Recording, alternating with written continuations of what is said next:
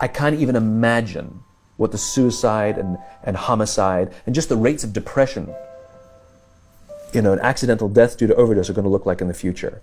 It's going to reach epidemic proportions. It's already, the statistics are already alarming, and yet nobody's sounding any alarm bells.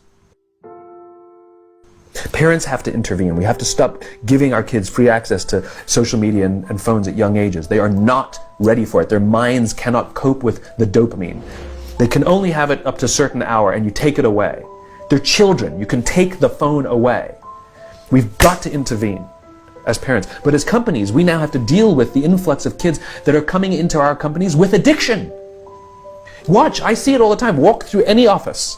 You'll see the older employees have their phones on the sides of their computers as they're working. You'll see the youngest employees have their phones face up in front of their keyboards between their arms as they're working. And this is how they work.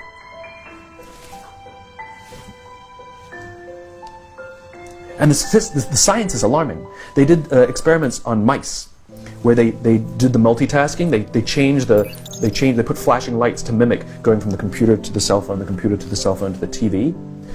The mice that were exposed to the changing lights, it took them 3 times longer to solve a maze than the mice that weren't, and the damage was permanent. There is a subconscious reaction to these devices when we use them, okay? What if I were to hold my phone while I'm talking to you? I'm not checking it, it's not buzzing, it's not beeping, I'm nothing, I'm just holding it. Do you feel at this moment that you are the most important thing to me right now? No, you do not. Because there is a subconscious reaction we have to the device. When it is out, it makes the people around us feel that they are less important.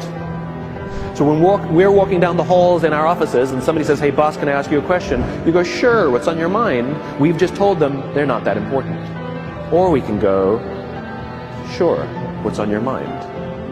And if you don't have a pocket, find a shelf, put it on the shelf, come back and say, sure, what's on your mind?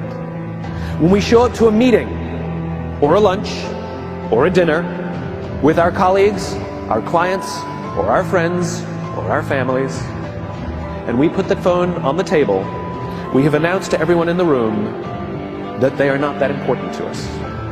And by the way, putting the phone upside down is not more polite. My favorite one is when the meeting or at a lunch with someone that the phone will ring and the caller ID will pop up and they will go, I'm not going to get it. Oh, so magnanimous. Oh, I'm lucky to eat with you today. Or they could just put the damn thing away. You can tell how addicted we are. When somebody pulls out their phone when you're with them, how uncomfortable does that make us feel?